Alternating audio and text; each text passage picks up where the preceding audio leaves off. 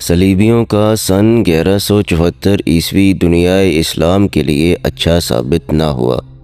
یہ مسلمانوں کا سن 569 ہجری تھا۔ سلطان صلاح الدین ایوبی کو علی بن سفیان نے سال کے آغاز میں یہ خبر سنائی کہ اقرا میں اپنا ایک جاسوس شہید ہو گیا ہے اور دوسرا پکڑا گیا ہے۔ یہ اطلاع ایک اور جاسوس لایا تھا جو ان دونوں کے ساتھ تھا۔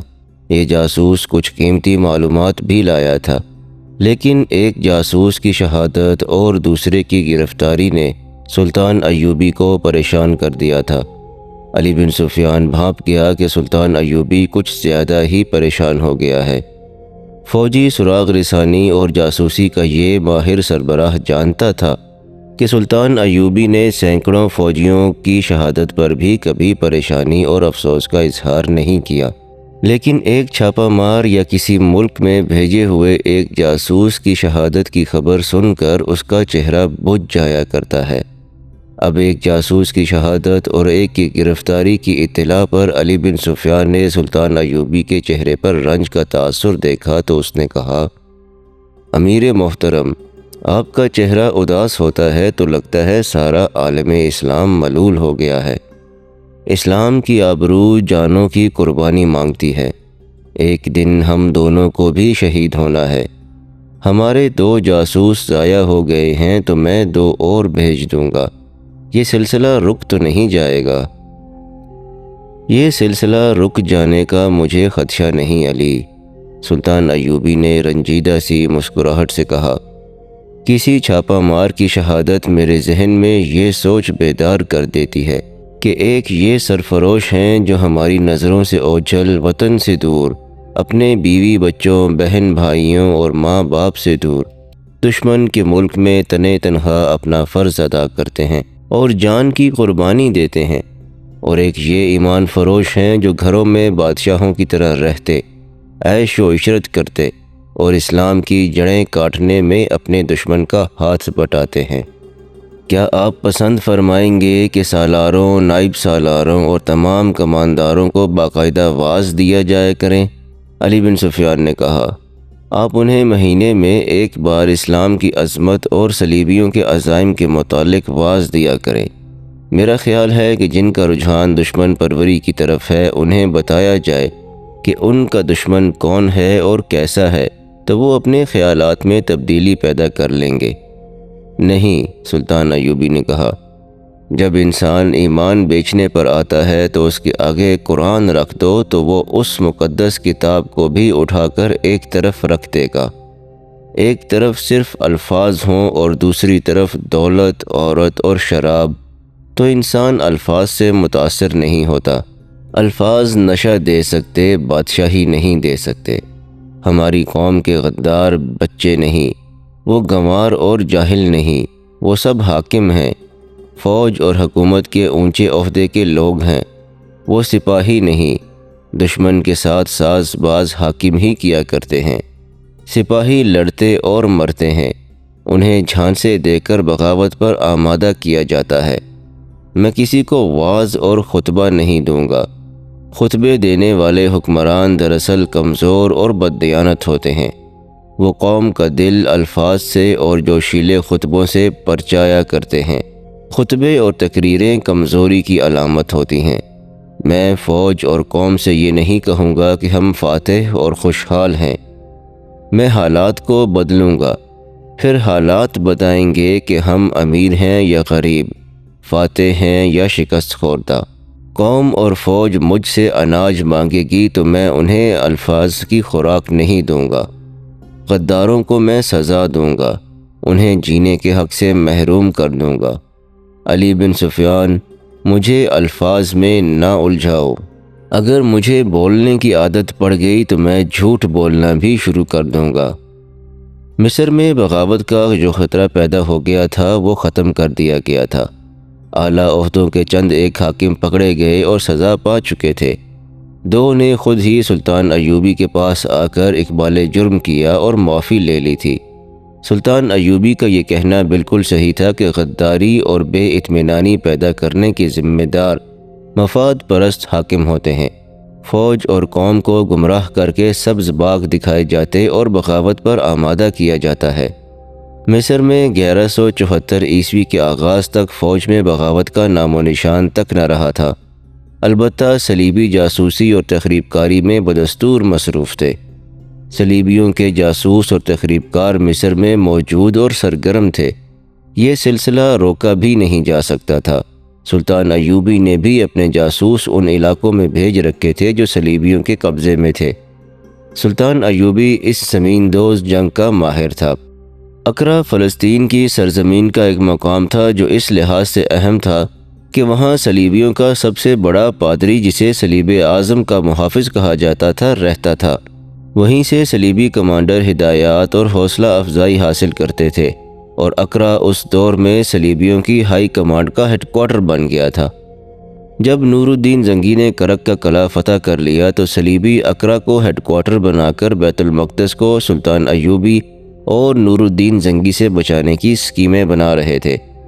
وہاں کے حالات معلوم کرنے اور دشمن کی اسکیم کی اطلاع کرک میں زنگی کو یا قاہرہ میں سلطان ایوبی کو پہنچانے کے لیے 3 جاسوس بھیج دیے گئے تھے۔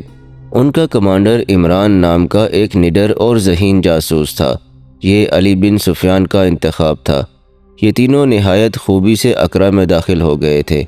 جیسا کہ پہلے سنایا جا چکا ہے کہ سلطان ایوبی نے شوبک کا قلعہ اور شہر فتح کیا تو وہاں سے بے شمار عیسائی اور یہودی کرک کی طرف بھاگ گئے تھے۔ مسلمانوں نے کرک پر چڑھائی کر کے یہ شہر بھی لے لیا تو وہاں سے بھی غیر مسلم بھاگے اور مختلف مقامات پر چلے گئے۔ ان دونوں مفتوحہ جگہوں کے ارد گرد کے علاقوں کے بھی عیسائی اور یہودی بھاگ گئے تھے۔ سلطان ایوبی کا انٹیلیجنس کا محکمہ بھی اپنی فوج کے ساتھ تھا۔ علی بن سفیان کی ہدایت کے مطابق کئی جاسوس عیسائیوں کے بحروب میں عیسائیوں کے علاقوں میں بھیج دیے گئے۔ ان میں سے 3 کو یہ مشن دیا گیا کہ وہ اقرا سے جنگی معلومات حاصل کر کے قاہرہ بھیجیں۔ انہیں وہاں صلیبی فوج کی نقل و حرکت پر نظر رکھنا تھی۔ غیر مسلم آبادی میں مسلمان فوج کی دہشت بھی پھیلانی تھی اور یہ اطلاع بھی دینی تھی کہ وہاں کس قسم کی تباہ کاری کی جا سکتی ہے۔ یہ تینوں لٹے پٹے عیسائیوں کے بحروب میں اقرا داخل ہو گئے۔ ان دنوں وہاں یہ حالت تھی کہ عیسائیوں اور یہودیوں کا تانتا بندھا رہتا تھا۔ وہ سب ہراساں تھے اور پناہیں ڈھونڈ رہے تھے۔ پناہ کے بعد روزگار کا مسئلہ تھا۔ عمران اور اس کے دونوں جاسوسوں کو وہاں عیسائیوں کی حیثیت سے پناہ مل گئی۔ تینوں ذہین اور تربیت یافتہ تھے۔ عمران سیدھا بڑے پادری کے پاس چلا گیا، اپنے آپ کو کسی ایسے علاقے کا پناہ گزین ظاہر کیا جس پر مسلمانوں کا قبضہ ہو گیا تھا۔ اس نے اس طرح باتیں کیں جیسے اس پر مذہب کا جنون طاری ہے اور وہ خدا کی تلاش میں مارا مارا پھر رہا ہے۔ اس نے کہا کہ اس کی بیوی اور بچے مسلمانوں کے ہاتھوں مارے گئے ہیں۔ اسے ان بچوں کا اور بیوی کا کوئی غم نہیں۔ اس نے بیتابی سے یہ خواہش ظاہر کی کہ وہ کلیسا کی خدمت کرنا چاہتا ہے، کیونکہ اس نے سنا ہے کہ خدا اور روحانی سکون کلیسا میں ہے۔ اس نے اپنا نام جان گنتھر بتایا۔ اور میں نے تو اسلام قبول کر ہی لیا تھا، عمران نے پادری سے کہا۔ ان کے ایک مولوی نے کہا تھا کہ خدا مسجد میں ہے۔ میری بیوی اور میرے بچے مجھ سے نالاں اور شاکی تھے کہ میں کوئی کام کاج نہیں کرتا تھا۔ خدا اور روحانی سکون کی تلاش میں مارا مارا پھرتا رہتا تھا۔ میں خدا کے وجود پر یقین رکھتا ہوں۔ وہ خدا ہی تھا جس نے میری بیوی کو مسلمانوں کے ہاتھوں مروا کر اپنی پناہ میں لے لیا، کیونکہ جو اس کا خاوند تھا اسے روٹی نہیں دیتا تھا۔ وہ خدا ہی تھا جس نے میرے بچوں کو بھی سنبھال لیا، کیونکہ وہ ماں کے بغیر رہ نہیں سکتے تھے، اور میں جو ان کا باپ تھا ان کی طرف سے بے پرواہ تھا۔ میں مسلمان ہو چلا تھا، مگر مسلمانوں نے میرے معصوم بچوں کو مار ڈالا۔ انہوں نے ہم پر بہت ظلم ڈھائے۔ میں جان گیا کہ خدا مسلمان کے سینے میں نہیں ہے، کہیں اور ہے۔ اس نے اچانک پادری کے کندھے تھام کر اسے جھنجھوڑا اور دانت پیس کر پوچھا، مقدس باپ، مجھے بتاؤ میں پاگل تو نہیں ہو گیا؟ میں اپنی جان اپنے ہاتھوں لے لوں گا۔ میں اگلے جہان تمہارا گریبان پکڑ کر خدا کے سامنے لے جاؤں گا اور کہوں گا کہ یہ شخص مذہبی پیشوا نہیں، ایک ڈھونگ تھا۔ اس نے مذہب کے نام پر لوگوں کو دھوکے دیے ہیں۔ اس کی ذہنی کیفیت ایسی ہو گئی کہ صلیب اعظم کا محافظ چونک پڑا۔ اس نے عمران کے سر پر ہاتھ رکھ کر کہا، تم میرے غمزدہ بیٹے ہو، خدا تمہارے اپنے سینے میں ہے جو تمہیں خدا کے بیٹے کے معبد میں نظر آئے گا۔ تم عیسائی ہو جان گنتھر، تم اسی مذہب اور اسی روپ میں خدا کو پالو گے۔ تم جاؤ، ہر صبح میرے پاس آ جایا کرو، میں تمہیں خدا دکھا دوں گا۔ میں کہیں نہیں جاؤں گا مقدس باپ، عمران نے کہا، میرا کوئی گھر نہیں، دنیا میں میرا کوئی نہیں رہا، مجھے اپنے پاس رکھیں، میں آپ کی اور خدا کے بیٹے کی محبت کی اتنی ہی خدمت کروں گا جتنی آپ نے بھی نہیں کی۔ عمران نے علی بن سفیان سے تربیت لی تھی۔ اسے اور اس کے ساتھیوں کو چونکہ صلیبیوں کے راز معلوم کرنے کے لیے تیار کیا گیا تھا، اس لیے انہیں عیسائیت کے متعلق گرجوں کے اندر کے آداب اور طور طریقوں کے متعلق نہ صرف معلومات دی گئی تھیں بلکہ ریہرسل بھی کرائی گئی تھی۔ عمران نے اس ریہرسل کو ایسی خوبی سے عملی شکل دی کہ بڑا پادری اور اس کے چیلے چانٹے اس سے بہت متاثر ہوئے اور اسے گرجے میں رکھ لیا۔ عمران نے پادری کی خدمت ایسی والہانہ انداز سے شروع کر دی کہ وہ پادری کا خصوصی ملازم بن گیا۔ چونکہ وہ ذہین بھی تھا اس لیے اس نے پادری کے دل پر قبضہ کر لیا۔ پادری نے تسلیم کر لیا کہ یہ شخص غیر معمولی طور پر ذہین ہے، لیکن اس پر مذہب کا جنون اتنی شدت سے طاری ہو گیا ہے کہ اس کی ذہانت بیکار ہو رہی ہے۔ پادری نے اس کی تعلیم و تربیت شروع کر دی۔ عمران کا ایک ساتھی ایک عیسائی تاجر کے پاس گیا اور بتایا کہ وہ کرک سے بھاگا ہوا عیسائی ہے، جہاں اس کا سارا خاندان مسلمانوں کے ہاتھوں مارا گیا ہے۔ اس نے اپنی داستان غم ایسے جذباتی انداز سے سنائی کہ تاجر نے اسے اپنے پاس ملازم رکھ لیا۔ وہ رحیم ہنگورا نام کا سوڈانی مسلمان تھا، عمران کی طرح ذہین، دلیر اور خوبرو۔ اس نے اس تاجر کا انتخاب سوچ سمجھ کر کیا تھا۔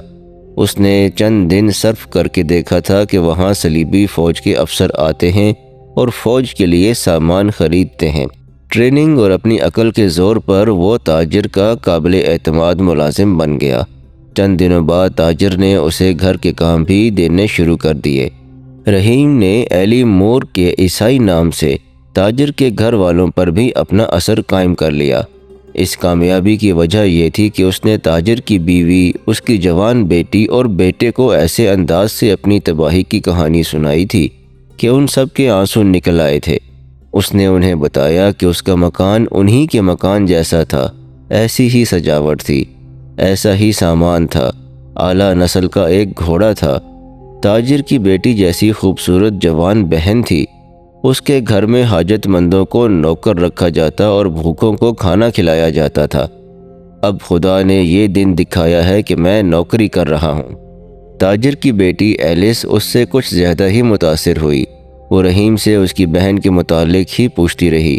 رحیم نے کہا کہ وہ بالکل تمہاری طرح تھی، تمہیں دیکھ کر مجھے بہن اور زیادہ یاد آنے لگی ہے۔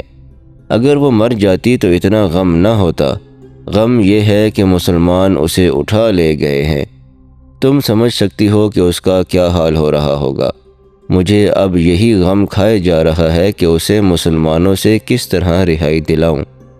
کبھی دل میں زیادہ ابال اٹھا تو شاید میں پاگلوں کی طرح وہیں جا پہنچوں جہاں بہن کو چھوڑ آیا ہوں۔ بہن تو نہیں ملے گی، موت مجھے مل جائے گی۔ میں زندہ نہیں رہنا چاہتا۔ ماں بیٹی نے ضرور سوچا ہوگا کہ اتنا خوبرو جوان جوانی کی عمر میں ہی غم میں گھلنے لگا ہے، اور اس کی جذباتی حالت بتا رہی ہے کہ اس کا غم ہلکا نہ کیا گیا تو یہ پاگل ہو جائے گا یا خودکشی کر لے گا۔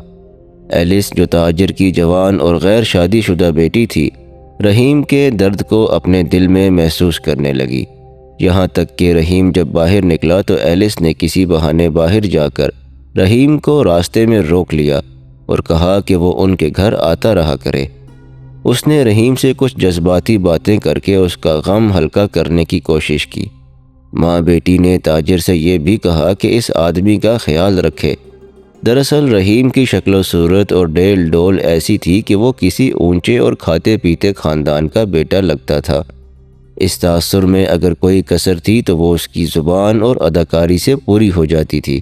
جس کی اسے ٹریننگ دی گئی تھی۔ 3-4 روز بعد وہ تاجر کے پاس بیٹھا تھا کہ اسے اپنا ایک ساتھی جاسوس رضا الجاوا نظر آ گیا۔ رحیم اس کے پیچھے پیچھے گیا اور اس کے ساتھ ساتھ چلتے اس سے پوچھا کہ وہ کیا کر رہا ہے۔ معلوم ہوا کہ اسے کوئی ٹھکانہ نہیں ملا۔ رضا تجربہ کار گھوڑ سوار تھا اور گھوڑے پالنے اور سنبھالنے کی مہارت رکھتا تھا۔ رحیم اسے تاجر کے پاس لے آیا اور اس کا تعارف فرانس کے نام سے کرا کے کہا کہ یہ بھی کرک کا لٹا پٹا عیسائی ہے، اسے کہیں نوکر کرا دیا جائے۔ رحیم نے کہا کہ یہ گھوڑوں کے سائسوں کا انچارج تھا، یہی کام کر سکتا ہے۔ تاجر نے کہا کہ اس کے پاس بڑے بڑے فوجی افسر آتے رہتے ہیں، ان کی وساطت سے وہ فرانسس کو ملازمت دلا دے گا۔ 2-3 روز بعد رضا کو اس استبل میں ملازمت مل گئی جہاں فوج کے بڑے افسروں کے گھوڑے رہتے تھے۔ تاجر کے پاس فوج کے افسر آتے رہتے اور وہ ان کے پاس جاتا رہتا تھا۔ رحیم نے دیکھا کہ تاجر ان افسروں کو شراب اور حشیش کے علاوہ چوری چھپے عورتیں بھی دیا کرتا تھا۔ اس طرح اس نے ان سب کو اپنی مٹھی میں لے رکھا تھا۔ رحیم تاجر کو صلاح الدین ایوبی اور نور الدین زنگی کے خلاف بھڑکاتا رہتا اور اس خواہش کا اظہار کرتا رہتا تھا کہ صلیبی فوج پورے عرب اور مصر پر قابض ہو جائے اور کوئی مسلمان زندہ نہ رہے۔ اس خواہش میں وہ بعض اوقات اتنا بے تاب اور بے قابو نظر آتا جیسے وہ اقرا کے مسلمانوں کا خون پی لے گا۔ تاجر اسے تسلی دیتا رہتا تھا کہ صلیبی فوج اس کی خواہش پوری کر دے گی۔ وہ صلیبی فوج کے ان افسروں کو بھی برا بھلا کہنے لگتا جو اقرا میں بیٹھے عیش کر رہے تھے۔ ان جذباتی باتوں کے ساتھ ساتھ رحیم عقل مندی کی باتیں بھی کرتا تھا اور مسلمانوں کو شکست دینے کے لیے ایسے جنگی نقشے اور منصوبے بناتا تھا کہ تاجر اسے غیر معمولی طور پر دانش مند سمجھتا تھا۔ ایسے ہی جذبات اور دانش مند باتوں کا نتیجہ تھا کہ تاجر نے اسے وہ فوجی راز دینا شروع کر دیے جو اسے فوجی افسروں سے حاصل ہوتے تھے۔ اس کے ساتھ ہی ایلس رحیم کی گرویدہ ہو گئی۔ رحیم نے ابتدا میں اسے بھی اپنے فرض کی ایک کڑی سمجھ لیا، لیکن ایلس کے والہانہ پن نے رحیم کے دل میں اس کی محبت پیدا کر دی۔ رحیم نے دل میں فیصلہ کر لیا کہ اپنا فرض پورا کر کے وہ ایلس کو اپنے ساتھ قاہرہ لے جائے گا اور اسے مسلمان کر کے اس کے ساتھ شادی کر لے گا۔ مگر ابھی دونوں کو معلوم نہیں تھا کہ صلیبی فوج کا ایک بڑا افسر اس لڑکی پر نظر رکھے ہوئے ہے۔ رضا الجاوا بھی تربیت یافتہ جاسوس تھا۔ استبل میں اسے فوج کے کسی بڑے افسر کا گھوڑا مل گیا تھا۔ اس افسر نے محسوس کیا کہ رضا عام قسم کا سائس نہیں بلکہ عقل و دانش بھی رکھتا ہے۔ وہ باتیں ہی ایسی کرتا تھا۔ جب کبھی یہ افسر استبل میں آتا تو رضا اس سے پوچھتا، صلاح الدین ایوبی کو آپ کب شکست دے رہے ہیں؟ اور پھر وہ بتاتا کہ صلاح الدین ایوبی کی فوج میں کیا خوبیاں اور صلیبی فوج میں کیا خامیاں ہیں۔ ایک روز اس نے کوئی ایسی بات کہہ دی جو اگر کوئی جنگی امور کا ماہر نہ کہے تو کم از کم ایک سائس کے دماغ میں نہیں آ سکتی۔ اس افسر نے اسے کہا، تم کون ہو؟ تمہارا پیشہ سائسی نہیں ہو سکتا۔ آپ کو کس نے بتایا ہے کہ میرا پیشہ سائسی ہے؟ رضا نے کہا، میں کرک میں گھوڑوں کا مالک تھا۔ میں خود تو فوج میں نہیں تھا لیکن میرے 2 گھوڑے جنگ میں گئے تھے۔ یہ تو زمانے کے انقلاب ہیں کہ گھوڑوں کا مالک آج استبل میں سائس ہے۔ مجھے اس کا کوئی غم نہیں۔ اگر آپ صلاح الدین ایوبی کو شکست دے دیں تو میں باقی عمر آپ کے جوتے صاف کرتے گزار دوں گا۔ صلاح الدین ایوبی کی قسمت میں شکست لکھ دی گئی ہے فرانسس، اس نے رضا سے کہا۔ لیکن کیسے؟ رضا نے کہا، اگر ہمارے بادشاہوں نے کرک اور شوبک پر حملہ کیا اور مسلمانوں کو اسی طرح محاصرے میں لے کر شکست دینے کی کوشش کی جس طرح انہوں نے ہمیں محاصرے میں لیا تھا تو آپ کامیاب نہیں ہوں گے۔ صلاح الدین ایوبی اور نور الدین زنگی جنگ کے استاد ہیں۔ میں نے سنا ہے کہ انہوں نے ہماری فوج کو قلعوں سے دور روکنے کا اہتمام کر رکھا ہے۔ عقل مندی اس میں ہوگی کہ حملہ کسی ایسی سمت سے کیا جائے جو ایوبی کے وہم و گمان میں بھی نہ ہو۔ ایوبی اور زنگی قلعوں میں بیٹھے رہیں اور آپ مصر پر چھا جائیں۔ ایسے ہی ہوگا، افسر نے معنی خیز مسکراہٹ سے کہا۔ سمندر میں کوئی کلا نہیں ہوتا، مصر کے ساحل پر کوئی کلا نہیں، مصر پر اب صلیب کی حکمرانی ہوگی۔ یہ ابتدا تھی۔ اس کے بعد رضا نے اس افسر سے کئی ایک راز کی باتیں معلوم کر لی۔ دشمن اپنا جنگی راز تفصیل سے بیان نہیں کیا کرتا۔ ہوشیار جاسوس اشاروں میں باتیں اگلوا لیتا اور ان اشاروں کو اپنے فن کے مطابق جوڑ کر وہ کہانی بنا لیتا ہے جسے راز کہتے ہیں۔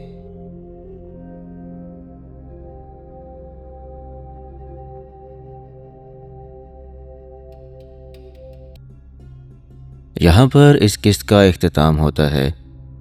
اگر آپ کو انداز بیان پسند آیا ہو تو اس ویڈیو کو لائک ضرور کیجیے گا، اور ہمارے چینل کے ساتھ جڑے رہنے کے لیے ہمارے چینل کو سبسکرائب بھی کر لیجیے گا۔ انشاءاللہ اگلی قسط میں حاضر ہوتے ہیں۔ تب تک کے لیے اپنے اور اپنے آس پاس کے تمام لوگوں کا بہت خیال رکھیے گا۔ اللہ نگہبان۔